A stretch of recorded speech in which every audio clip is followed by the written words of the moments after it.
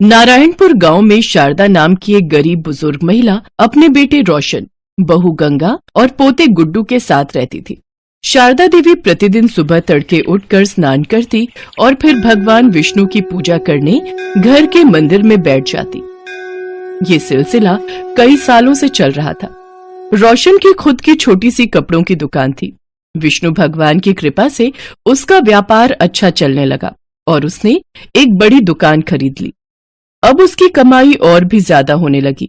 एक दिन रोशन ने शारदा से कहा, माँ, आपके आशीर्वाद से मेरा व्यापार बहुत ही अच्छा चल रहा है। मैंने अब एक नया घर ले लिया है। कुछ दिनों बाद हम वहीं रहने चले जाएंगे। ये तो सचमुच बड़ी ही खुशी की बात है बेटे।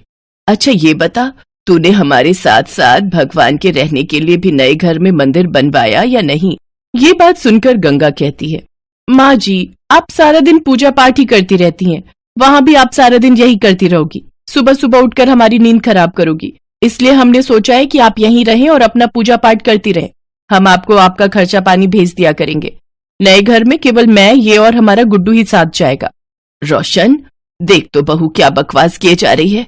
क्या सचमुच तेरे घर में मेरे और मेरे प्रभु के लिए कोई जगह नहीं है? आज इन्हीं की कृपा से तुझे ये सब मिल पाया है और अब तू इन्हें ही भूल गया। माँ, ये सब मेरी मेहनत का नतीजा है। और गंगा कह तो रही है कि हम आपको आपका खर्चा भेज दिया करेंगे। आप इतने बड़े घर में जाकर क्या करोगी? अपने बेटे बहू की बातें सुनकर शारदा देवी रोने लगी, लेकिन उसके बेटे बहू उसको वहीं छोड़कर चले जाते हैं।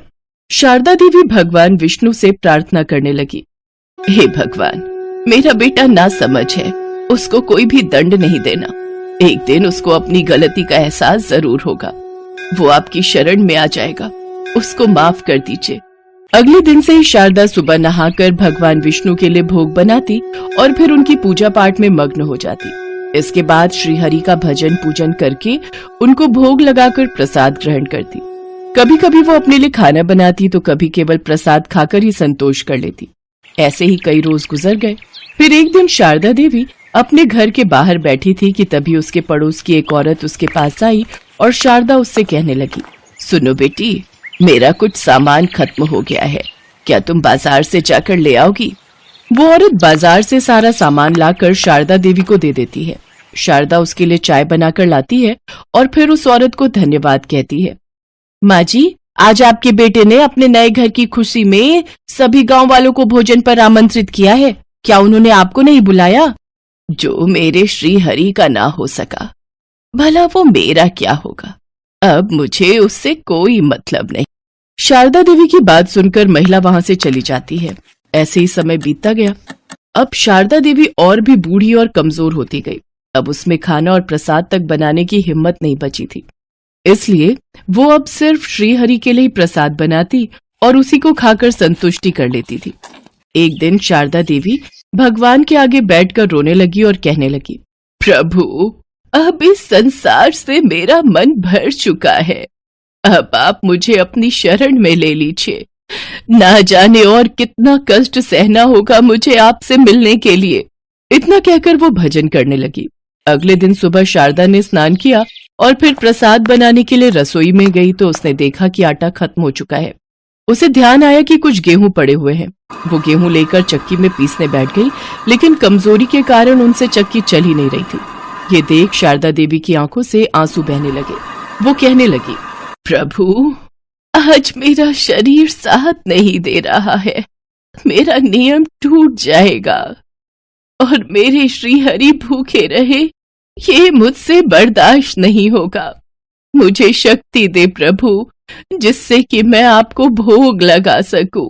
इतना कहकर शारदा देवी ने एक बार फिर कोशिश की और फिर दोबारा कोशिश करके वो हार गई और वो रोने लगी। तभी घर में तेज रोशनी हुई और नीले प्रकाश से पूरा घर भर गया। उन्होंने देखा कि स्वयं भगवान विष्णु चक्की चला रहे हैं। शारदा उनको देखकर हैरान रह गई। तभी भगवान ने उनसे कहा, मैया, क्या देख रही हो? मुझे बहुत जोरों की भूख लगी है। इसमें और गेहूं डालो। शारदा देवी को बिल्कुल भी होश नहीं था। वो रोते रोते चक्की में गेहूं डाल रही थी और भगवान विष्णु गेहूं पीस रहे थे। फिर जब शारदा देवी को सुध आई तो भगवान विष्णु गेहूं पीस चुके थे। इसके बाद विष्णु भगवान ने कहा, मैया, आज आपकी तपस्या सफल हुई। मांगो आपको क्या मांगना है? मुझे अपने चरणों में स्थान दे दीजिए प्रभु, मुझे और कुछ नहीं चाहिए। भगवान श्री हरि ने उन्हें आशीर्वाद दिया तो शारदा देवी पहले जैसी स्वस्थ हो गई। शारदा देवी ने उनके लिए हलवा बनाकर उनको भोग लगाया। भगवान श्री हरि ने भोग खाया और कहा, मैया, मेरा पेट भर गया। आपके भोग से अभी आपका इस संसार में कुछ समय बाकी है, उसके बाद ही आपको स्वर्ग लोक की प्राप्ति होगी। आज से तुम्हें यहाँ कोई कष्ट नहीं होगा। इतना कहकर वो अंतर ध्यान हो गए। तभी उसका छोटा सा घर बड़े से महल में बदल गया और घर में धन धान्य के भंडार भर गए और भगवान की कृपा से उसके घर में नौकर चाकर काम करने लगे। विष्णु भगवान के बारे में सुनकर रोशन और गंगा रोते हुए आए और शारदा देवी के चरणों में गिर पड़े। शारदा देवी ने भी उन्हें माफ कर दिया। अब वे सभी साथ साथ रहकर भगवान विष्णु का गुणगान करने लगे।